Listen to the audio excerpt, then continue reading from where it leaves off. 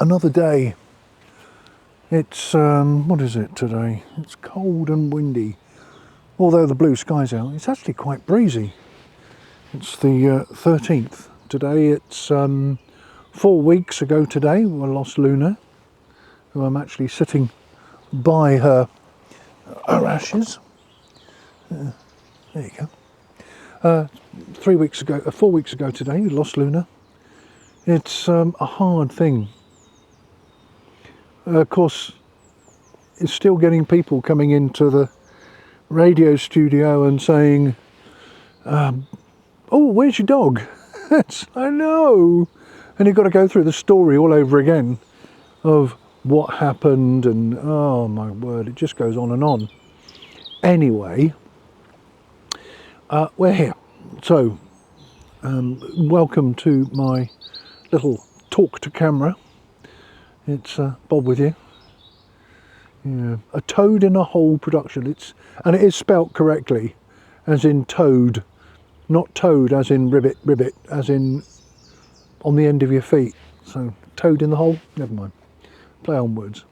I'm sitting in the orchard, and it is stunning here. All the apple blossom is coming out now. The damsons. Yeah, those have gone. That's all the apple trees are coming out now. So everywhere you look, there's apple and cherry blossom. It is absolutely beautiful, I've got to be honest with you. It's a nice little spot. There's a lot of stickweed. Where is it? This stuff. Sticky wicket, we used to call it when I was a kid. It's just the stuff that no matter where you go, it just sticks on you.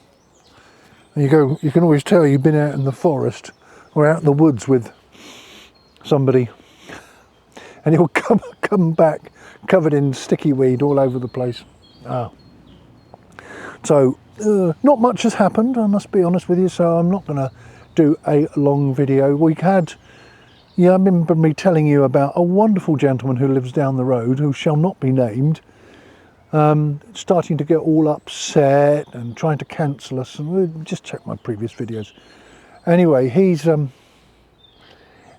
very quiet for 6 weeks or so, and then he's been going through our accounts because they're posted on Company's House, and he's found something. Oh my God! And he's pulling his hair. Well, he's sending in letters of complaint. How the directors say they don't get any money, and yet they're getting money. And actually, they don't. The accountant has to put all sorts of things in the same box because you only get a couple of boxes. So even though he sends a letter saying directors don't get anything, I'm employed as a cleaner, not as a director. So I don't get anything, but being a cleaner, I get a very, very small wage to clean this amazing place. And so there's all these problems with directors pulling their hair out. Oh my God, it's all gone pear-shaped. So yes, it's not been good. It's not been good at all. Oh God, I've got a hair caught. Yeah, you even know what a cheese cutter is, you know what I'm talking about. So, birds are out. I don't know if you can hear that, but the birds are singing their little heads off. Let me just make sure we are recording. Have I got the light on? Yeah, I don't need to do that. I did one a couple of weeks ago, and I had to do it twice because I didn't record. Yeah. Preparation and planning prevents piss poor performance. There you go. So it's a lovely day. It's middle of April, and I don't think a day goes past without me thinking about my little lurcher, and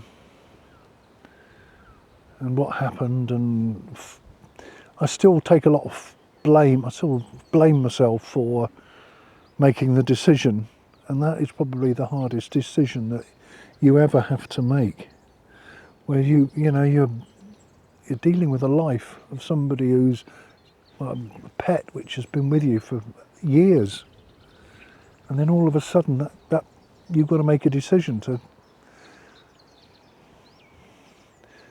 It's not nice. On Friday, I was just coming home, and the lady opposite had some painters in, and one of them had had a massive heart attack, and basically he was lying, and there was a couple of nurses there, and I said, look, I'm trained in CPR, external and internal. Yes, I can do internal cardiac massage. We've done it on a simulator. You put your hand in the, you put your hand in the ribs and you squeeze the heart. Yeah, it's battlefield stuff. So somebody's got a you can pop the ribs open and squeeze the heart.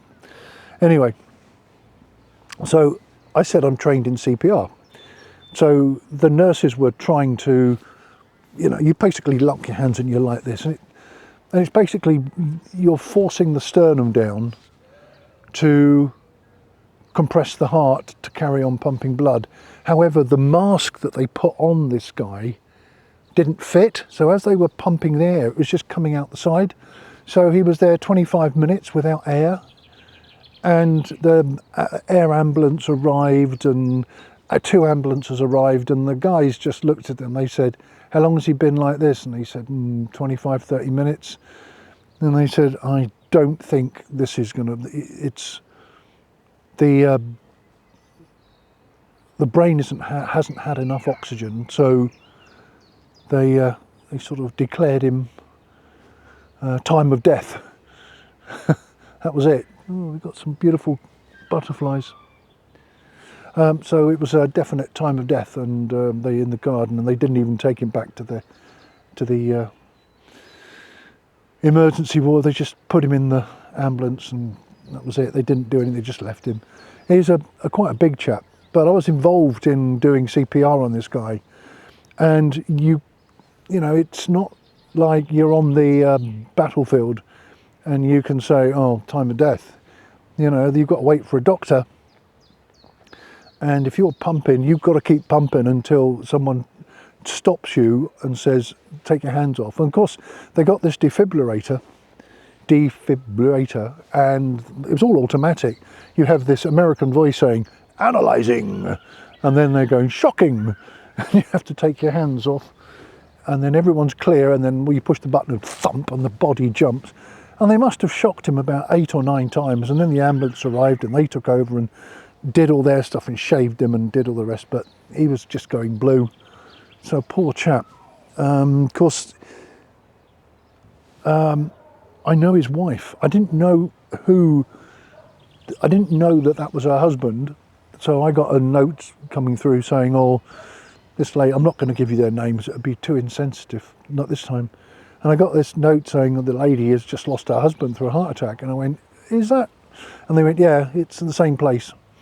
So that was it. Or that was the guy. He'd lost his, and I met his son today, and he gave me a hug and said, thank you for trying, but it wasn't really going to work.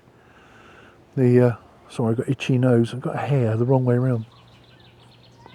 So that was the whole thing.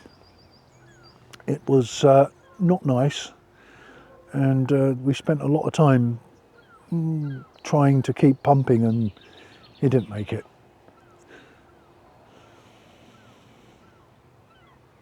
Sort of makes you think sometimes, doesn't it? Yeah, I was talking to his son, and he was saying he had a fantastic life, and he'd had a couple of hips and fingers and all sorts of things, and jaw, and he lived life to the full. So my heart goes out to you.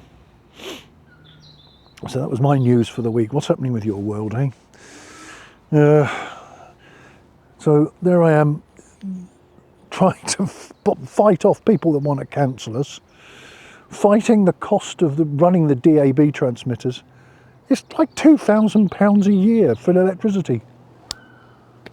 Bloody hell. These things are running at 600 watts of power.